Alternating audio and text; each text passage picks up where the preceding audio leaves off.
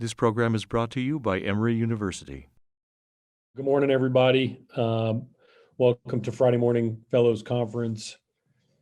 Our speaker this morning, as you can see, is Dr. Kasra Moazzami. Kasra is originally from Iran, attended medical school in Tehran, came here to the United States and did his residency at Rutgers in New Jersey. He is currently, those of you that haven't met Kasra, he's a third-year fellow doing his first clinical year. He's a part of our clinical investigator track, did his research with Drs. Kayumi and Vaccarino during his 2 years of research. And he's also married to one of our other research fellows, Dr. Dolmatova. He's going to talk to us today, as you can see, about the brain-heart axis. Dr. Moazzami. Thank you, Dr. Williams. Good morning, everybody, and thank you for the opportunity to present today.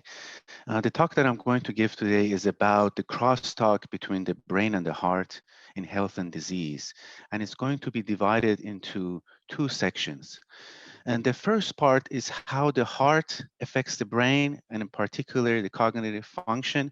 And I believe this is an important topic because we as cardiologists should also focus on other outcomes except for the cardiovascular outcomes, and one of them is cognition. And as the prevalence of dementia is increasing, with more than 50 million people now affected by this worldwide, and also NIH is now really focused on determinants of cognitive function, subgroups that are at risk. I think it's important for us to understand what would be our role in detecting this, in detecting people who are prone to cognitive impairment, and to intensify treatment or to have other preventive strategies to prevent cognitive impairment in this group. The other part of the talk, which I think is more relevant to us as cardiologists, is how the brain directly affects the heart. And I'm going to show you some data that shows how the brain can predict cardiovascular outcomes, how the brain activation can predict cardiovascular outcomes in people with coronary artery disease and other cardiovascular diseases. So moving to the first part, how cardiac pathology can increase the risk of cognitive impairment, going to discuss two main issues. One is atrial fibrillation. The second one is congestive heart failure, and overall, how the heart structure and function could be used to predict cognitive impairment. So first, atrial fibrillation. There are numerous studies that looked into this, especially in the early 2000s. And collectively, what they found was atrial fibrillation is associated with cognitive impairment. In the meta-analysis that I was involved in back in the time, we looked into overall the studies and how atrial fibrillation impacts cognitive impairment. Overall, people who have atrial fibrillation are at 40% increased risk of dementia and cognitive impairment. And what is important here is to understand that this association is independent of stroke, is independent of other clinical risk factors. But what are the mechanisms? Overall, there are two main mechanisms that have been proposed. The first one is the micro and macro emboli mechanisms, or what we also call the silent infarcts or silent strokes, where disruption of blood-brain barrier causes gray matter lesions, causes brain volume loss, and eventually dementia. And the second mechanism is due to the cerebral hypoperfusion that happens through the beat-to-beat variation in the blood perfusion from the atrial fibrillation that in long term can cause arterial hypotension, capillary hypertension, leading to, again, gray matter lesions, volume loss, and eventually dementia.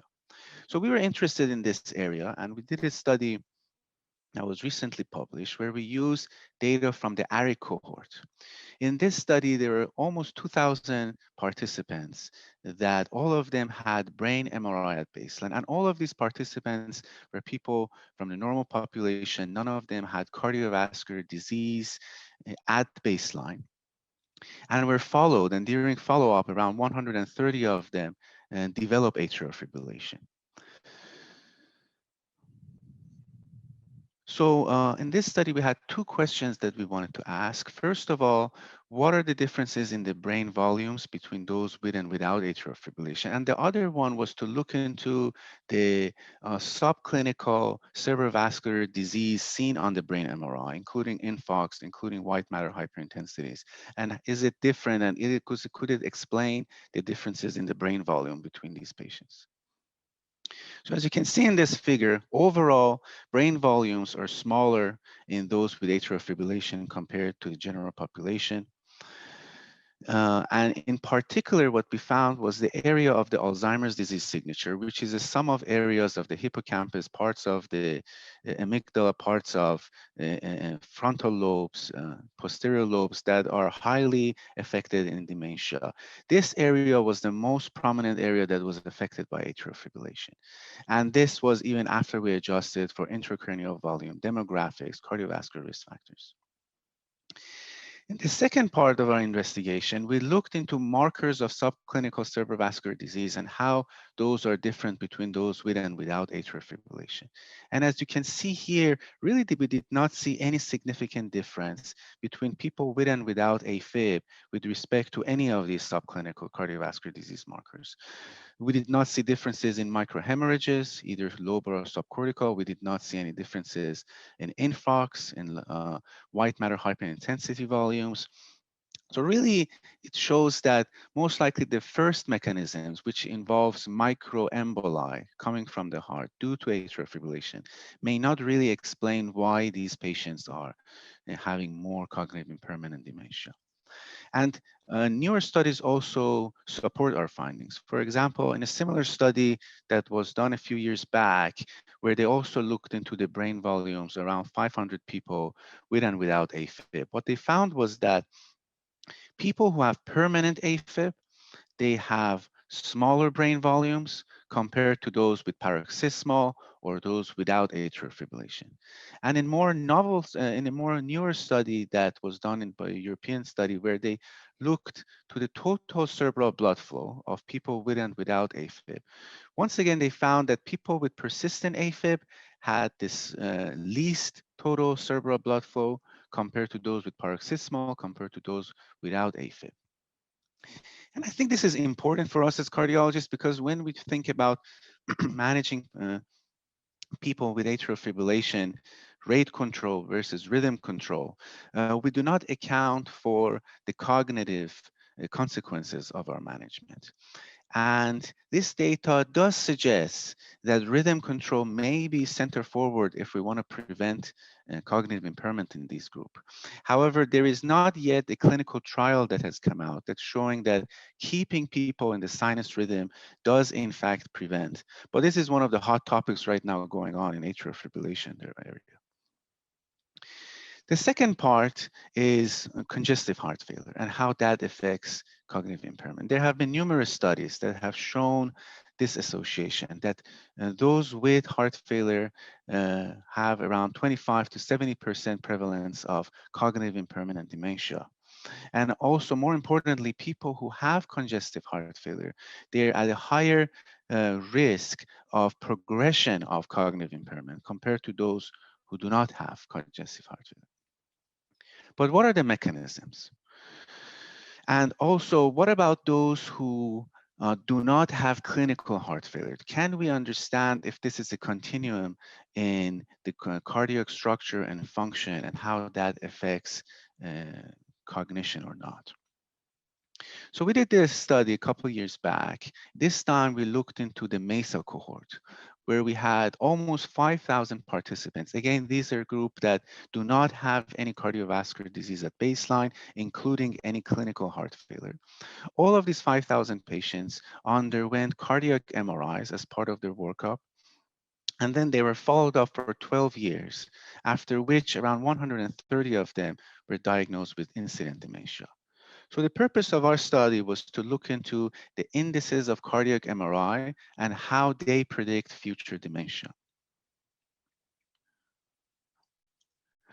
So when we looked into the relationship between systolic function and risk of dementia, we did not see any significant association between any of the indices, including LV ejection fraction, stroke volume, or circumferential strain.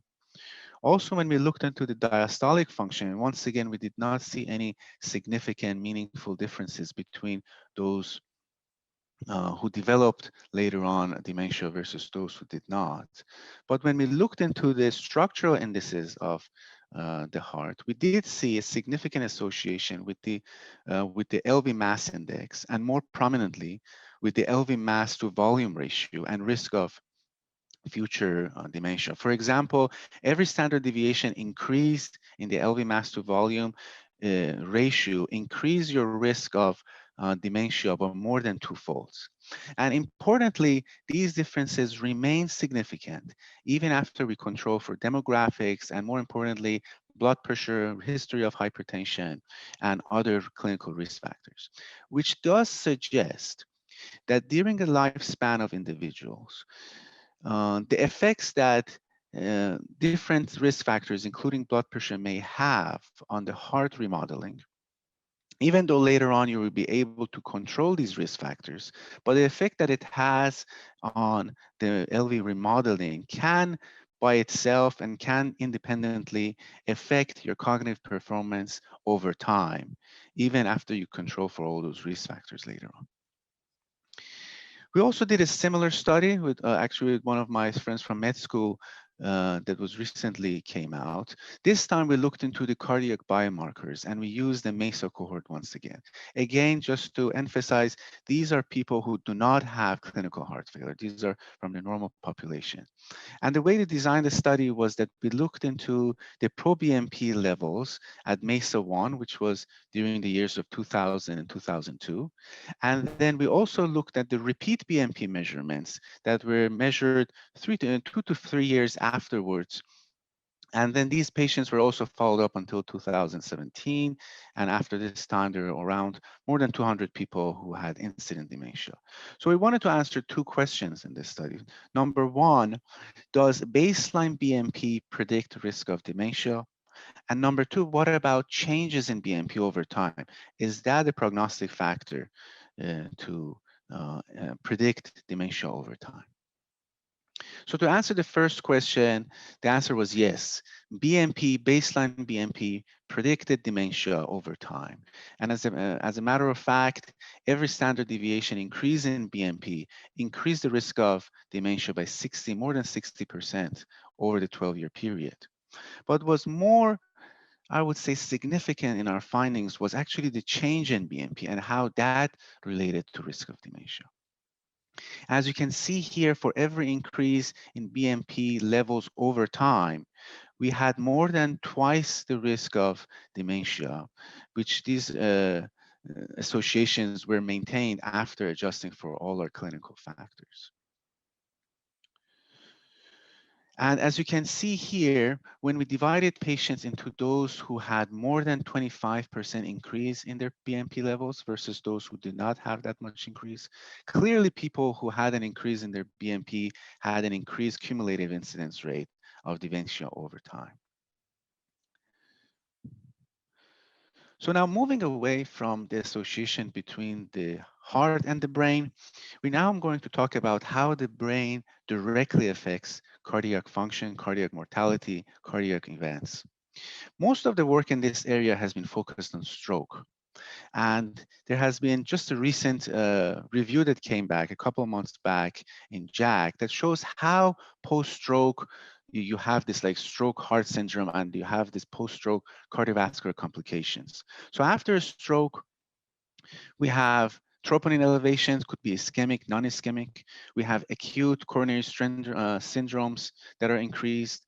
We have a higher incidence of left ventricular dysfunction. This could be asymptomatic. This could result in an incident heart failure exacerbation, and this could result in a post-stroke Takotsubo syndrome. We have higher electrical abnormalities, and you have a higher risk of neurogenic sudden cardiac death. Many studies over the past decade have looked into the mechanisms of this. Overall, it comes down to two pathways.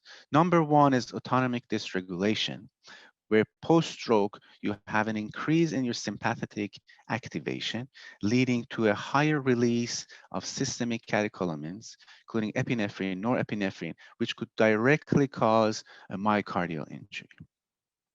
And the second pathway is through inflammation. The result of local neuronal loss, the result of local inflammation in the brain, increases the release of monocytes, neutrophils, different cytokines, including IL-6, IL-1, from the bone marrow, from the spleen. And these in turn cause direct heart injury and resulting in all those cardiovascular events. So keep in mind these two mechanisms, the autonomic dysregulation and inflammation. As I move on to the different areas in this work, we're going to get back to these two mechanisms as well. But what really put the brain in the map and the brain as a predictor of future cardiovascular events was the paper that was published back in 2017 by a group in Boston, which in that study, they showed that amygdala activity directly predicts future cardiovascular outcomes. This was a study where they looked into the amygdala. Amygdala is part of the limbic system. It has a very prominent role in fear processing, in the stress response, and in the increase in sympathetic output through the flight or fight response. So what these investigators did were they looked into close to 300 cancer survivors. All of these patients, all of these individuals had brain and body PET scans as part of their workup for the cancer.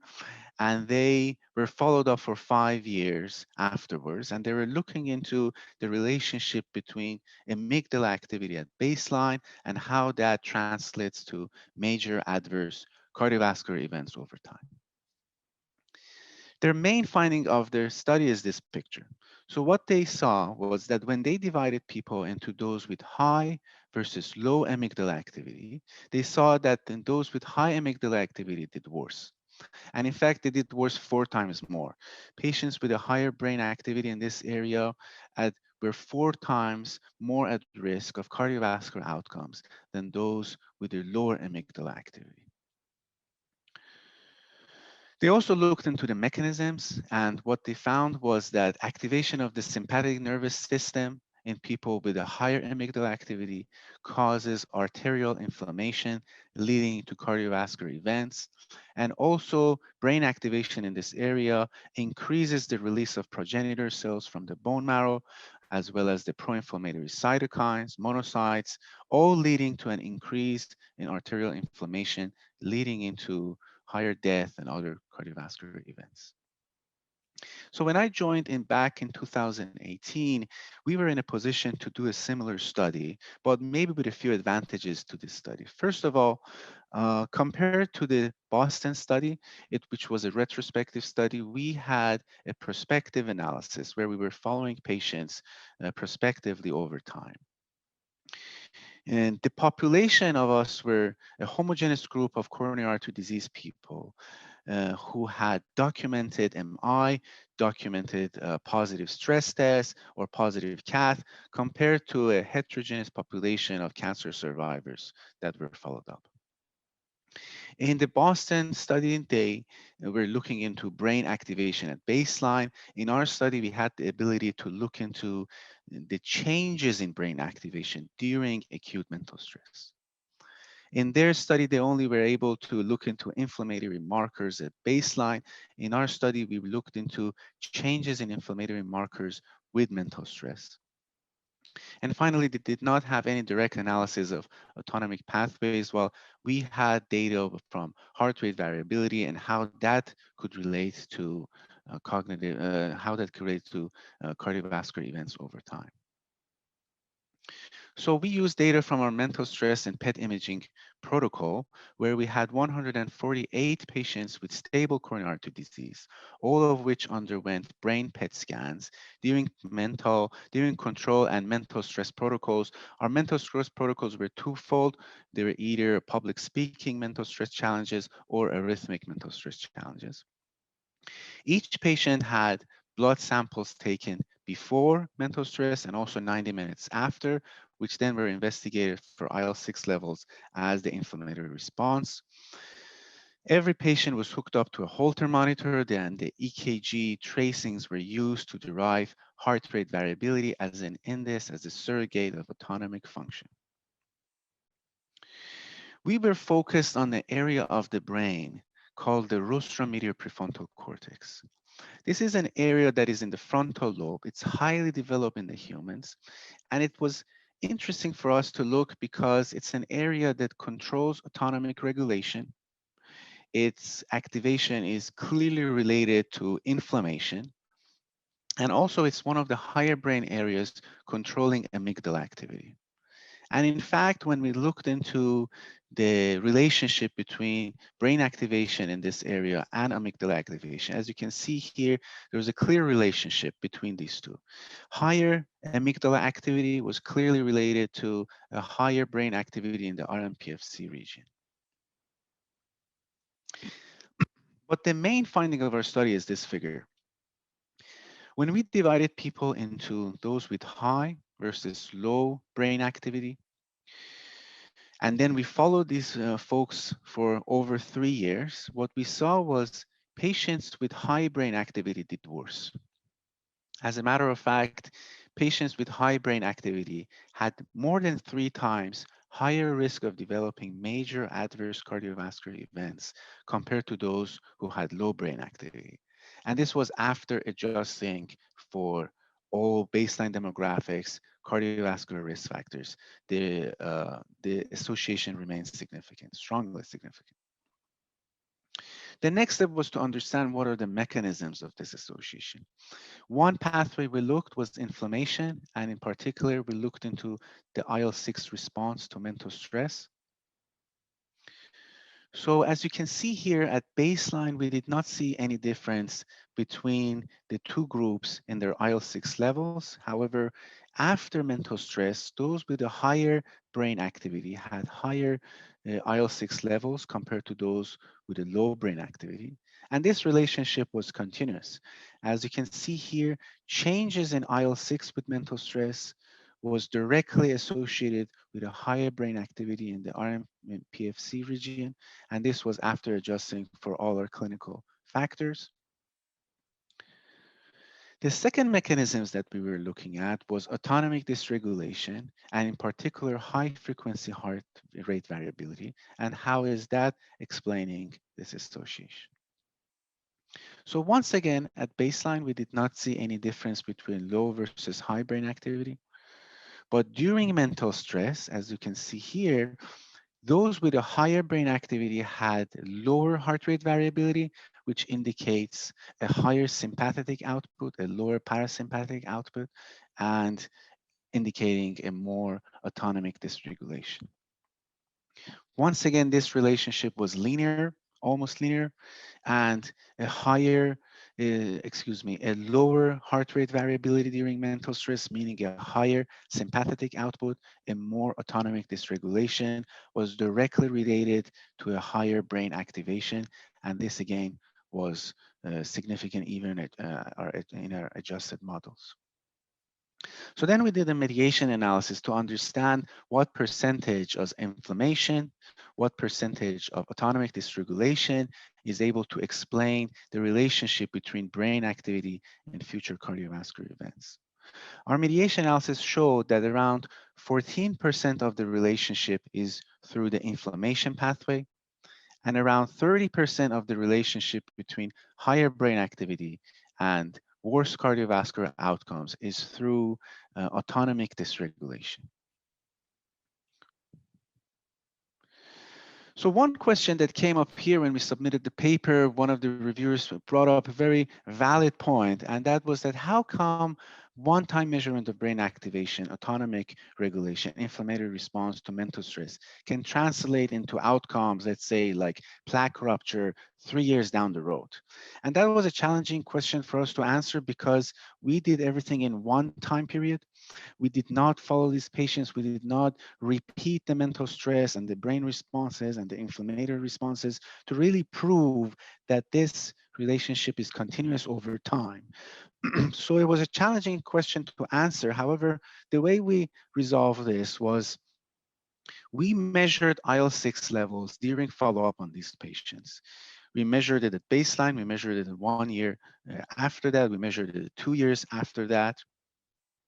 And what we found, which was interesting, was those who have a low rmPFC activation at baseline didn't have any change in their IL-6 levels throughout their follow-up period. And it was not significantly different. However, in the group with high brain activation at baseline, it was clearly an increase in IL-6 level during follow-up. After 1 year, there was almost like more than 20% increase in IL-6 levels. And after 2 years, this difference was even more significant. Which does suggest, does not prove, but does suggest that these responses to mental stress are continuous over time. And people who have higher brain activation with mental stress, they are prone to more inflammation, at least over time, and they are prone to probably worse outcomes over time.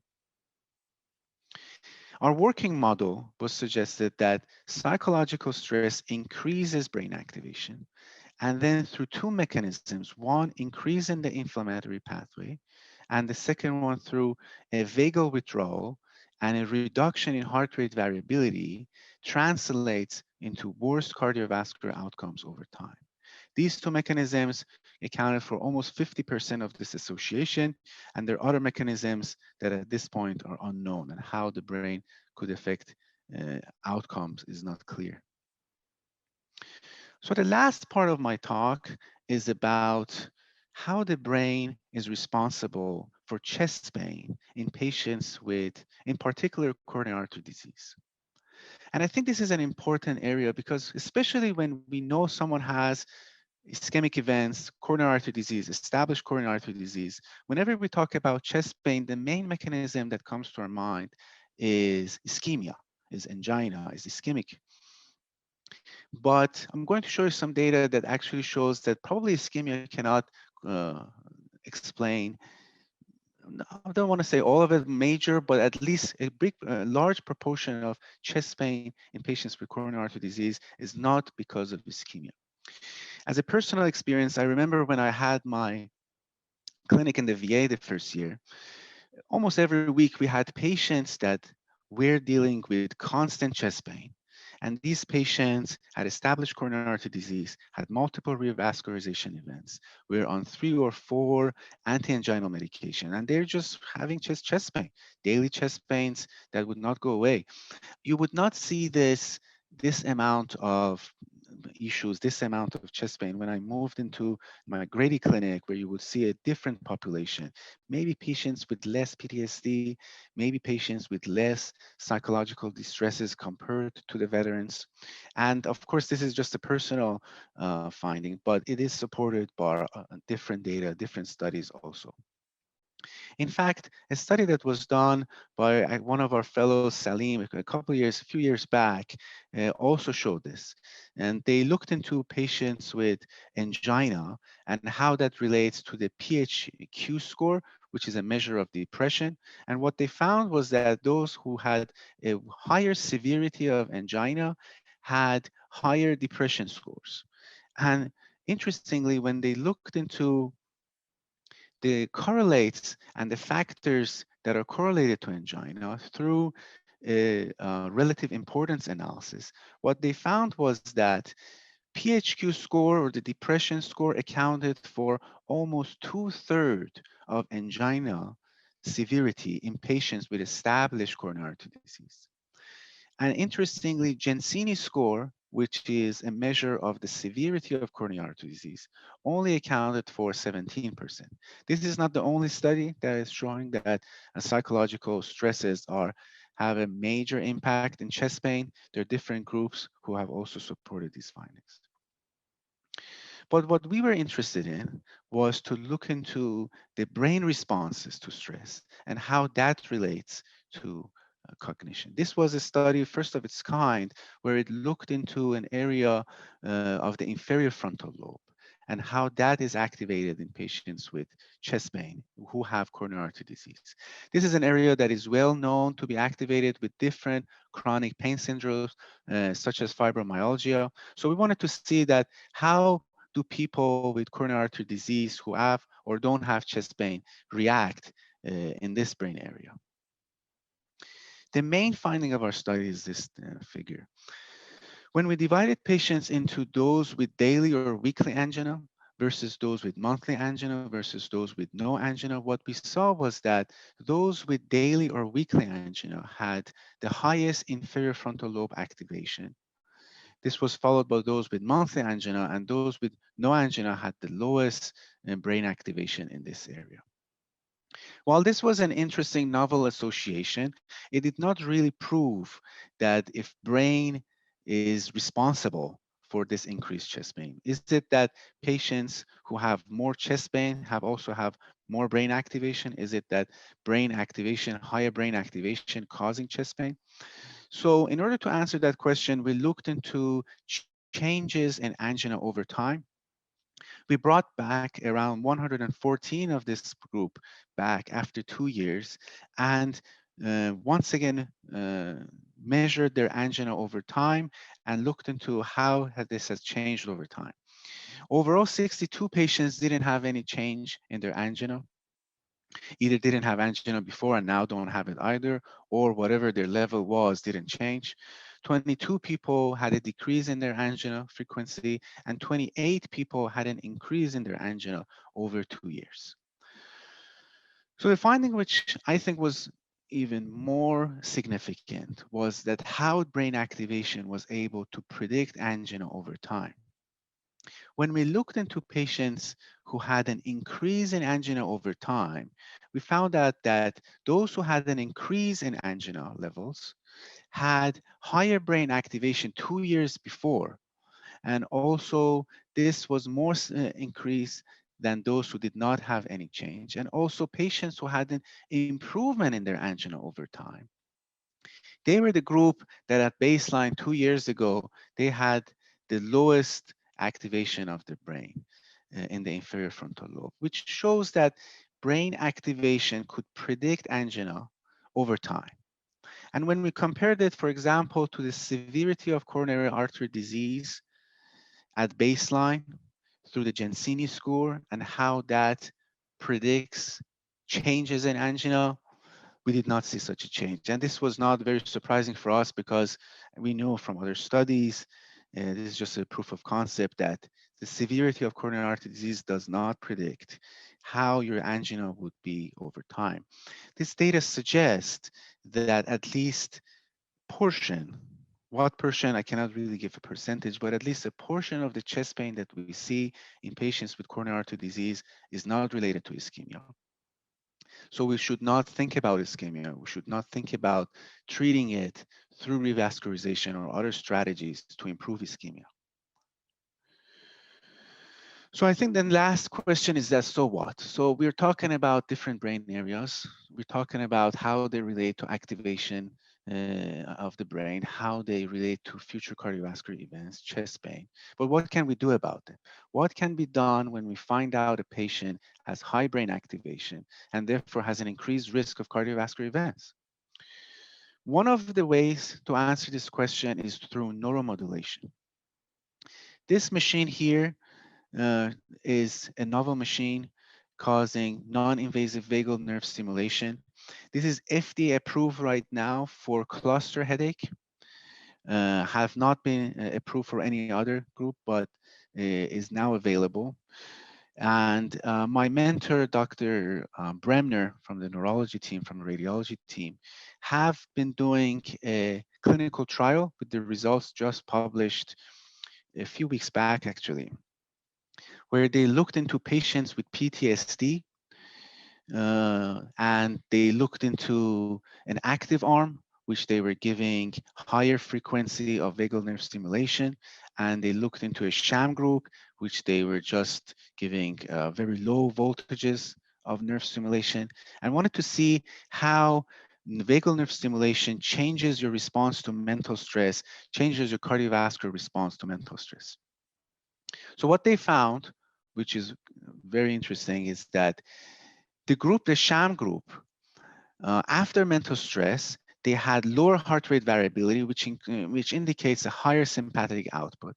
However, the group with PTSD who had an active nerve stimulation had an improvement in their heart rate variability, had an increase in heart rate variability, which indicates better autonomic regulation. And also, when you look into the heart rate, you have a similar pattern. Those in the sham group had an increase in the heart rate with mental stress.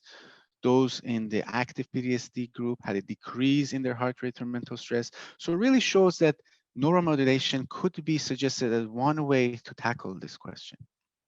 So what does that mean for us, for cardiologists? I think one of the future directions and an area that I'm very excited to work on in the next few years is to see if we can change cardiovascular outcomes, chest pain, different outcomes through neuromodulation.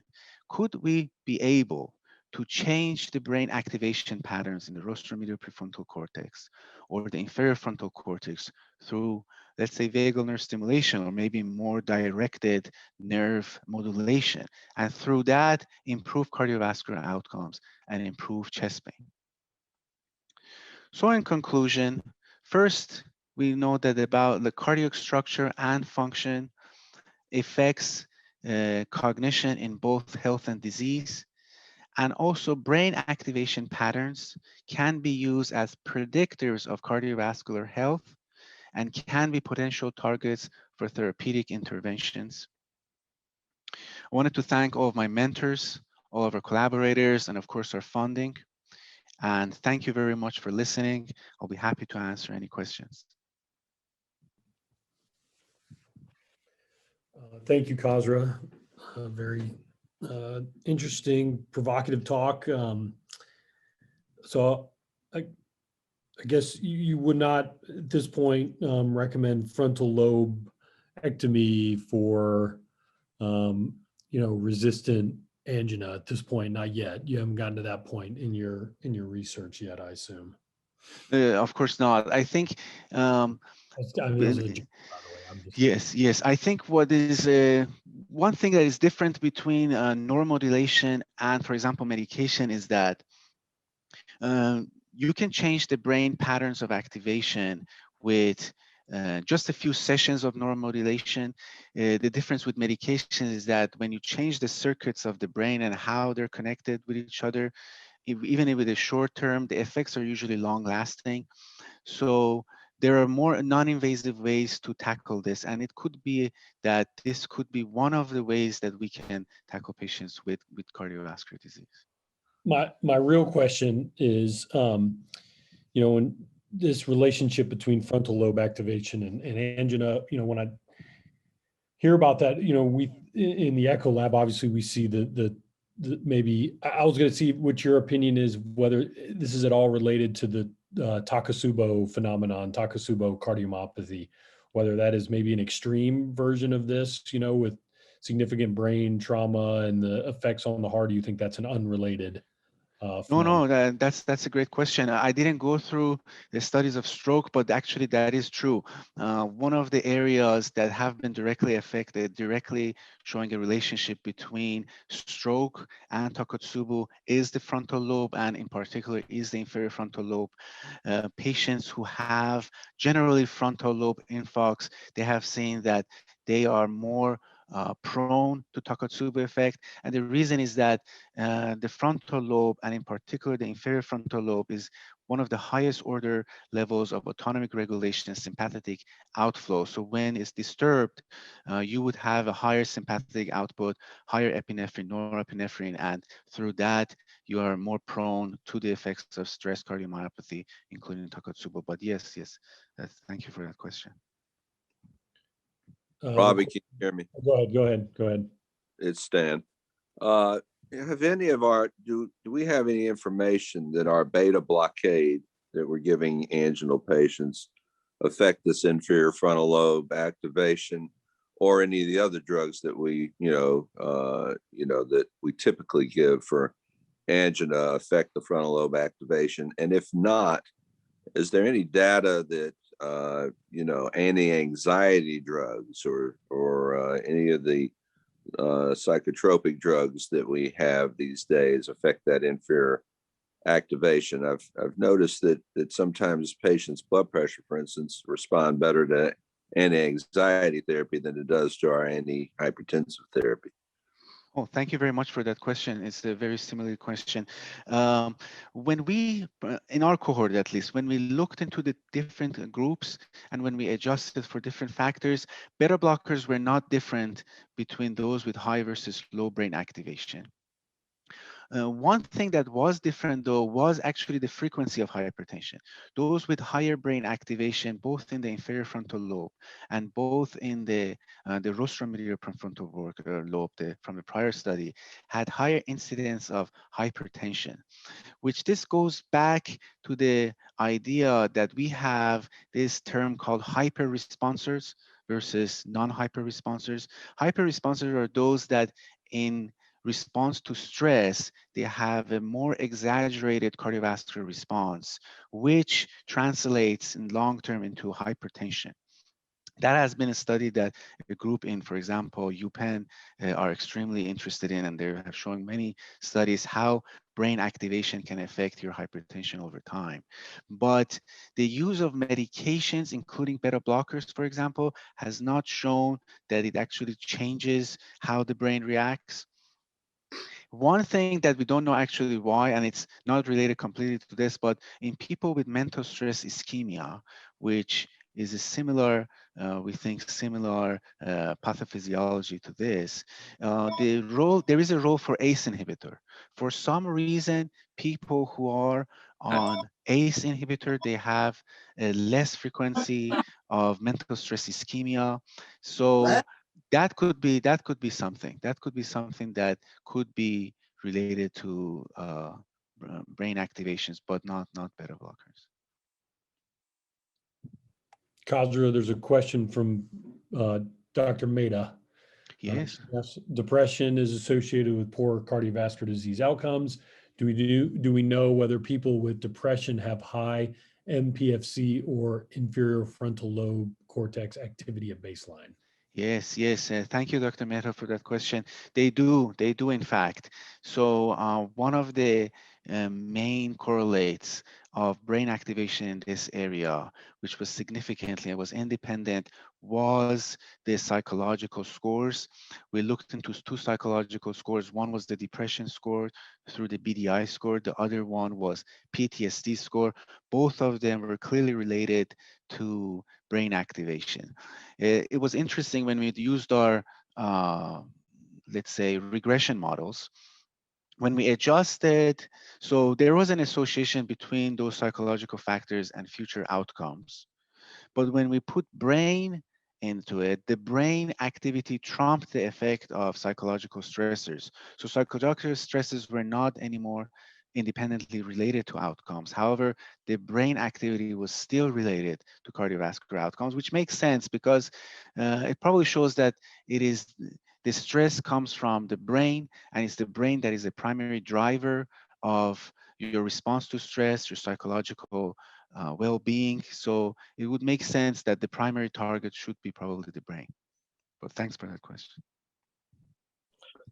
Yeah, this is Andy Smith. A very interesting talk. I know many years ago in our heart transplant population, neuropsych testing had been done before transplant and showed significant abnormalities in functional abilities. And post-transplant, probably about a third of patients got better, a third stayed the same, and a third actually continued to deteriorate. We see people who are like accountants who had difficulty doing accounting work even after they had recovered from the transplant. So that's an interesting area. The other thing is that this heart rate variability in patients who have decompensated heart failure who get admitted to the hospital, their heart rate variability often changes 8 to 12 weeks before the decompensation. And the implantable defibrillator devices can look at this, and some of the newer devices like the Boston Scientific Heart Logic device measures a whole lot of different parameters, heart rate variability, nocturnal heart rate, just a whole variety of things. But I think it's, that we all need to recognize that these abnormalities are chronic, they're in place, that they can potentially be impacted on, and I just think it's a fascinating area. And I guess another area that I would say is that my suspicion is that exercise training, is there data on that, what impact it has? Because I suspect it does have a significant impact on improving some of these responses. Thank you very much, Dr. Smith. Great questions. Yes, so that's true. So actually, as you know better than me, there have been trials that are have looked into vagal nerve stimulation. Those are more invasive studies. This method is very novel, the non-invasive one. But they have looked into that as a mechanism to see if they can improve heart failure outcomes. The results have not been consistent. They have not really proven improvement. And I think one of the reasons is probably who do you choose? As you mentioned, there are a lot of group of patients who have this chronic heart rate variability issues. And it's important to select which patients, for example, with heart failure, actually this mechanism is the prominent one in them. And if you select, I think, your correct subgroup, then I think, as you brought it up, nerve stimulation, neuromodulation, including vagal nerve stimulation, can change outcomes. And I think when you look into the brain as a marker of this, it could help in some way to see which patients can benefit from this. Are there patients that, for example, have a higher brain activity in a particular area of the brain? Do they benefit more than any other patients through neuromodulations? Those are all questions that there are no answers for. With respect to your second part, the exercise one, that's the fascinating thing.